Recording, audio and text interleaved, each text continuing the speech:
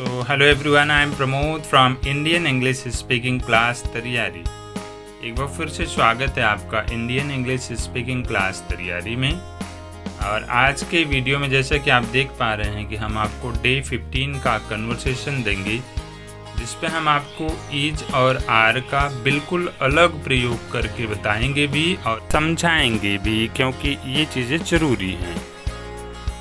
तो होता तो ये सब बिल्कुल आसान है, बस इसे एक बार समझने की आवश्यकता होती है। ठीक, तो इज आर का अभी आपको मैंने बहुत सारा कन्वर्सेशन बताया था, लेकिन अभी मैंने प्लान किया गया इसके आज के वीडियो से हम आपको बहुत सारे मॉडल ऑक्सिलरी वर्ब्स प्लस जो है आपका ऑक्सिलरी वर्ब्स है उनके यूज भी सिखाएंगे और साथ में जो है उस पर कन्वर्सेशन भी कराएंगे, ताकि आपको यूज कहीं और जाके ना पढ़ना पड़े। ठीक, तो अच्छा एक चीज़ और गाइस, पहले आप अपने मन में एक चीज़ तो समझ लीजिए कि भाई आपको अंग्रेज़ी बोलना है या नहीं।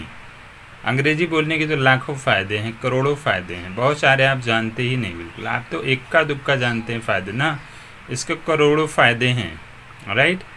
और इसलिए सीख लीजिए, बड़ा ही फ़ायदा होता है इसका, हर जगह आप काम कर सकते हैं। तो इसीलिए आप पहले आपके मन में ये होना चाहिए कि मुझे ये काम करना है कि नहीं, क्योंकि मन में जब तक ये नहीं है कि नहीं मुझे ये करना है कि नहीं करना है, अभी कन्फ्यूजन में है ना, तो पहले मूड बना लीजिए। मूड बनाएंगे तभी आप ये चीज़ें सीख पाएंगे, बिकॉज आवश्यकता ही आविष्कार की जननी होती है।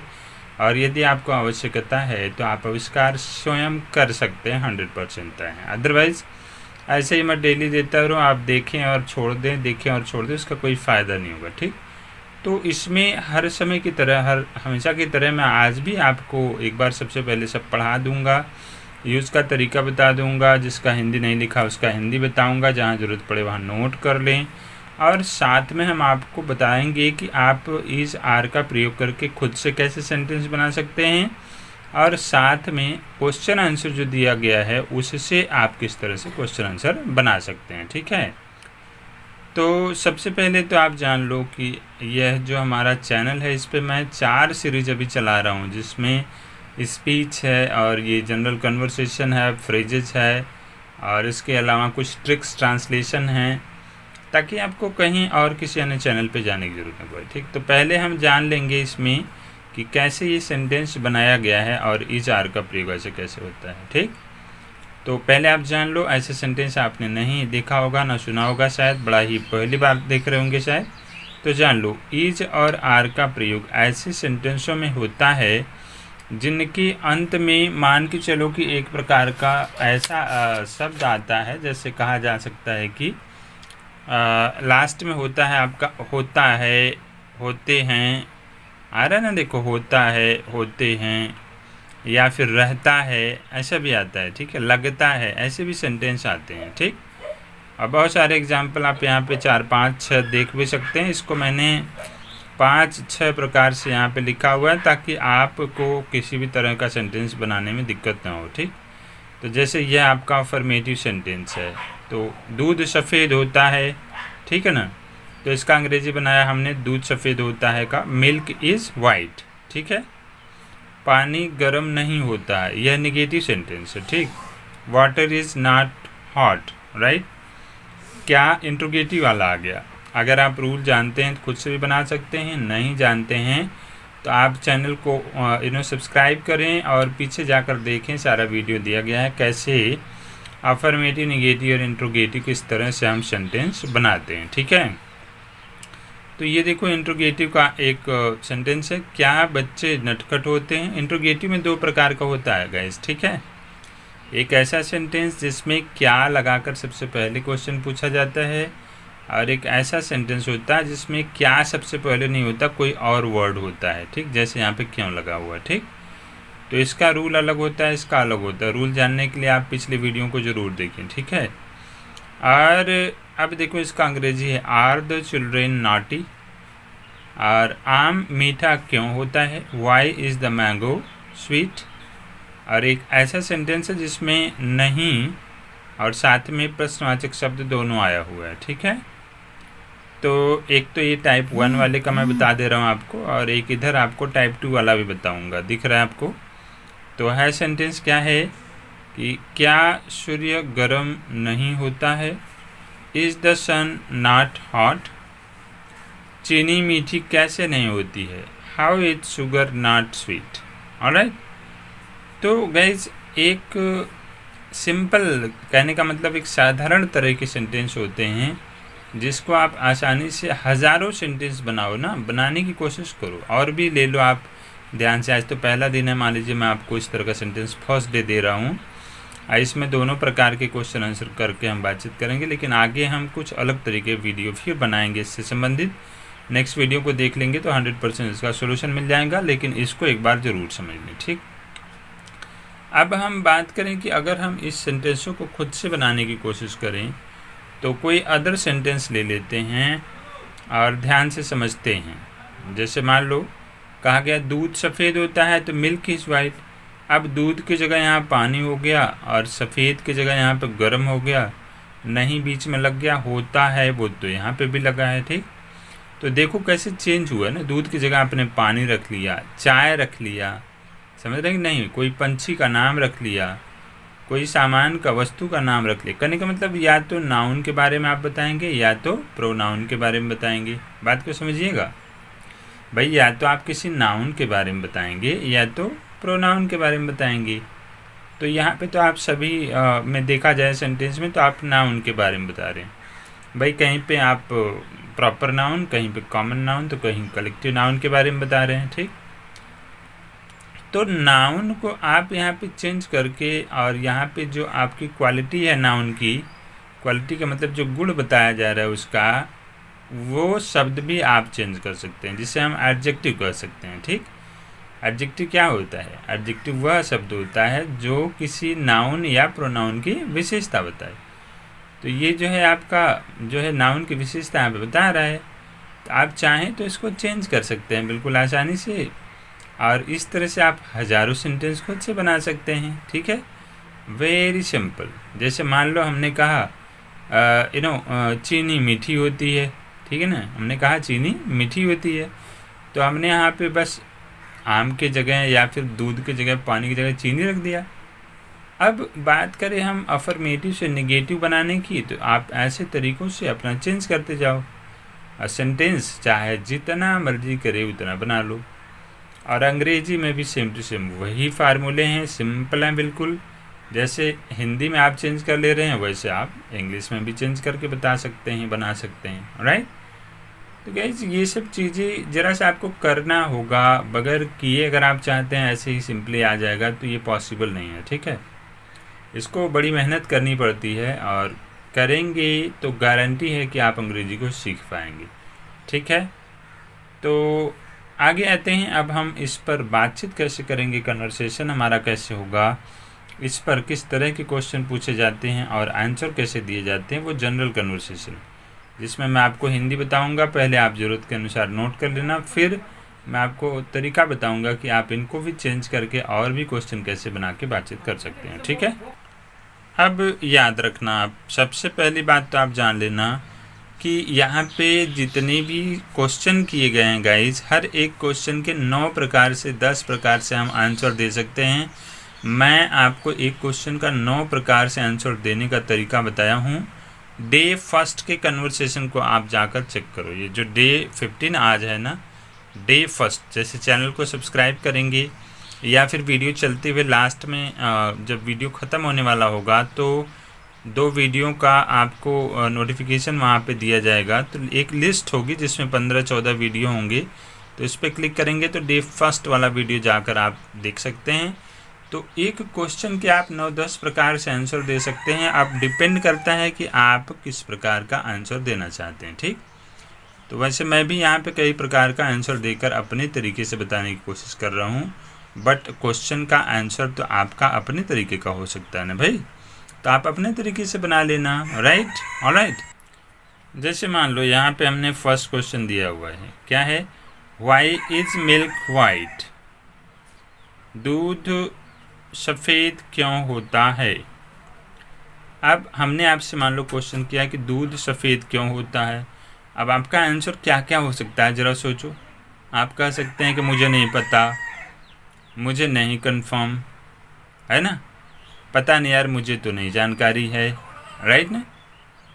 या फिर आपको हो सकता है आंसर आता है कि दूध सफ़ेद क्यों होता है, तो वो भी आंसर आप दे सकते हैं।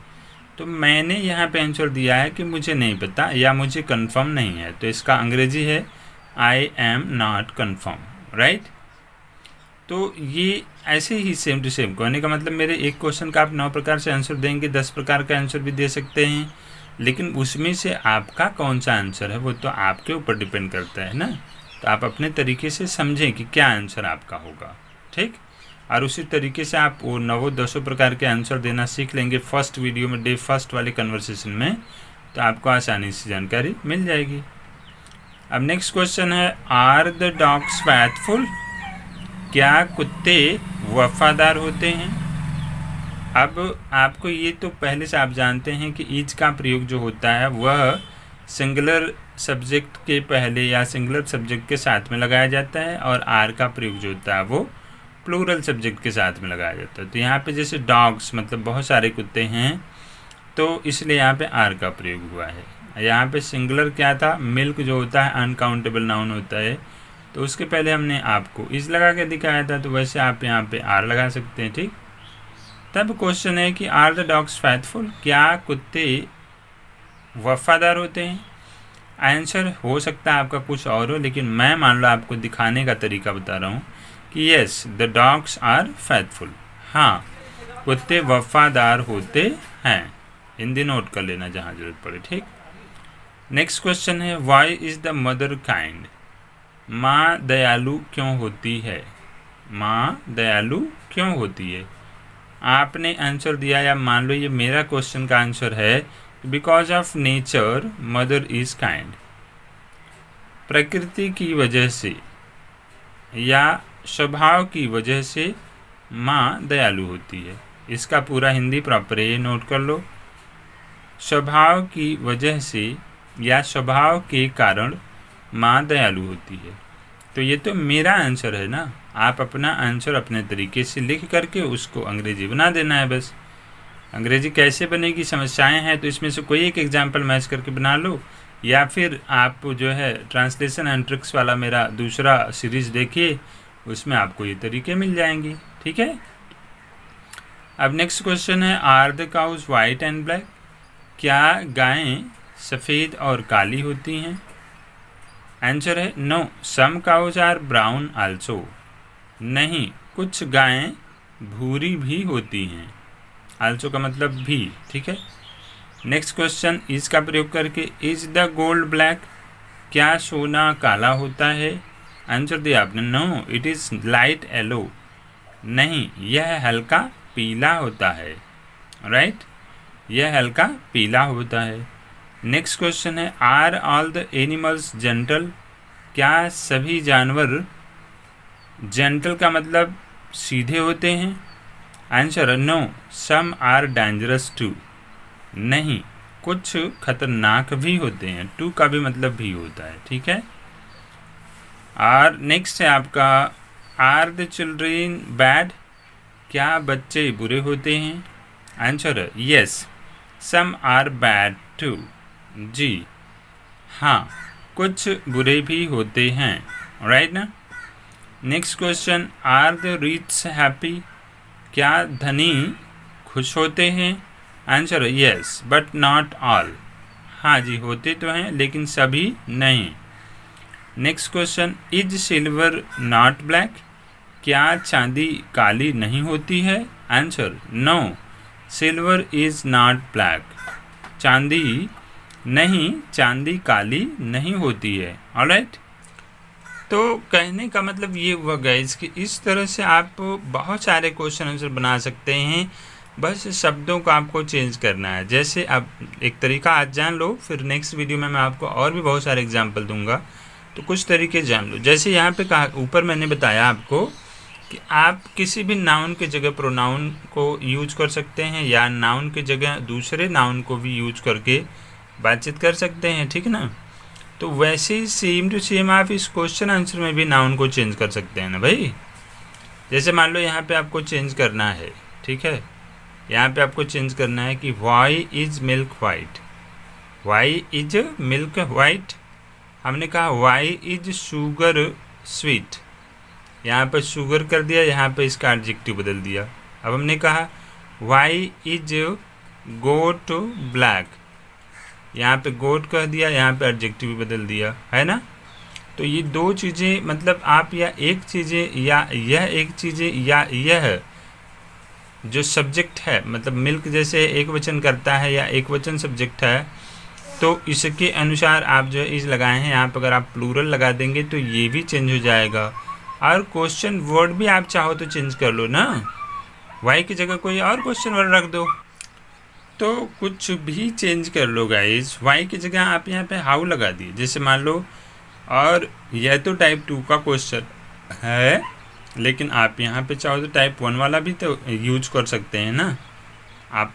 ये तो मान लो टाइप 2 का है, टाइप 2 का मतलब जिसमें हमारा जो क्वेश्चन वर्ड होता है वो बीच में आता है, तो वहाँ पे आपने ये वाला यूज कर लिया, ठीक। ये टाइप 1 वाला है। तो टाइप 2 को भी आप देखो यहाँ पे जैसे चेंज किए हैं, यहाँ मिल्क की जगह क्या आ गया, मिल्क की जगह यहाँ पे मदर आ गया। वाइट यहाँ पे सफ़ेद एडजेक्टिव था, यहाँ पे हमने काइंड एडजेक्टिव लगा दिया, राइट। और भी ले लो एक आध सेंटेंस इस तरह से, आप नेक्स्ट टाइप में देख लो। सिंपली कोई भी सेंटेंस अलग मान लो इसमें नहीं है, हमने दूसरा ले लिया कि वाई या how is the gold black, सोना काला कैसे होता है। मान लो हमने ऐसे बना दिया, तो आप ऐसे भी बना सकते हैं, नो प्रॉब्लम एट ऑल, ठीक है। तो इस तरह से कुल मिला जुला करके आप सेंटेंस को जहाँ मर्जी करें जैसे चेंज कर सकते हैं। बस आपको आना चाहिए नाउन और प्रोनाउन और एडजेक्टिव। तो यह जानने के लिए आप अच्छी तरह से जान जो नाउन, प्रोनाउन और एडजेक्टिव क्या होता है, उसके लिए आप मेरे दूसरे चैनल जिसका नाम है इंडियन इंग्लिश ग्रामर, बिल्कुल स्पेस मत दीजिएगा लिखते समय, लेकिन पहला लेटर कैपिटल रहना चाहिए और सारे का सारा स्मॉल रहना चाहिए, स्पेस नहीं होना चाहिए किसी लेटर में। यह लिख करके आप यूट्यूब पर सर्च करो, गूगल पर सर्च करो, उस पर मैं ग्रामर को आपको पढ़ा रहा हूँ, जिसमें 3 सीरीज़ की वीडियो बनाई जा रही है। एक आपका पार्ट्स ऑफ स्पीच है, दूसरा आपका वॉइस है, और तीसरा आपका टेंस है। तो टेंस से कोई संबंधित हो, या फिर आपको किसी रूल से कोई प्रॉब्लम हो, या इस तरह से कोई भी प्रॉब्लम हो, वो चीज़ें आप ग्रामर वाले में ग्रामर से रिलेटेड देख सकते हैं। और साथ में जो आपको स्पोकन से रिलेटेड प्रॉब्लम है वो तो आपको इसी चैनल पर मिल जाएगा, लेकिन उसके लिए ज़रूरत है कि आप ध्यान से इन सारे वीडियो को देखें और ख़ुद से प्रयास करें, राइट। और ये जो दूसरे तरीके का सेंटेंस है, इसको भी बिल्कुल वैसे ही आप चेंज कर सकते हैं जैसे आप उसको चेंज कर रहे थे, ठीक है। तो गाइस ये चेंज कर करके मतलब एक बार तरीका आपको पता चल गया कि सेंटेंस कैसे चेंज हो रहे हैं, आप हज़ारों लाखों सेंटेंस बना सकते हैं बिल्कुल आसानी से। तो कुल मिला जुला के जो टाइप 2 वाला सेंटेंस है गाइस, उसको भी आप वैसे ही चेंज कर सकते हैं, बिल्कुल आसान है। एक बार अगर आप जो फार्मूले हैं, जो ओवरऑल स्ट्रक्चर है इसके, वो समझ गए कि कैसे और कहाँ पर किन शब्दों का चेंजिंग करके हम सेंटेंस बना पा रहे हैं, तो 100% आप खुद से बनाना सीख जाएंगे। अदरवाइज़ अगर आप याद करके चलना चाहें भाई, तो कितना याद करोगे, सोचो, बहुत सारा याद करना पड़ेगा।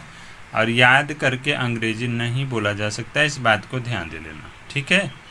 अब बनाने आ गया आपको, और पूरा मतलब तरीका आ गया, आप खुद से जिस दिन क्वेश्चन आंसर बनाना सीख जाएंगे, आप बिल्कुल आसानी से सारे काम कर सकते हैं। तो आज के डेट में आप याद रखना, आपकी हमने आपको जितना भी क्वेश्चन आंसर करवाया है, या साथ में यहाँ पे बहुत सारे एग्जाम्पल्स आपको दिए हैं, तो ये सारे के सारे गाइस ओवरऑल नाउन के साथ में प्रयोग करके हमने कन्वर्सेशन और साथ में यूज़ दिखाया है, समझाया, ठीक। और नेक्स्ट वीडियो में हम आपको इसमें कैसे प्रोनाउन को यूज़ करके हम वीडियो को या क्वेश्चन आंसर बना सकते हैं, या बहुत सारे यूज़ ऑफ इज और आर का कर सकते हैं, वो सारा आपको दूसरे वीडियो में ज़रूर मिलेगा।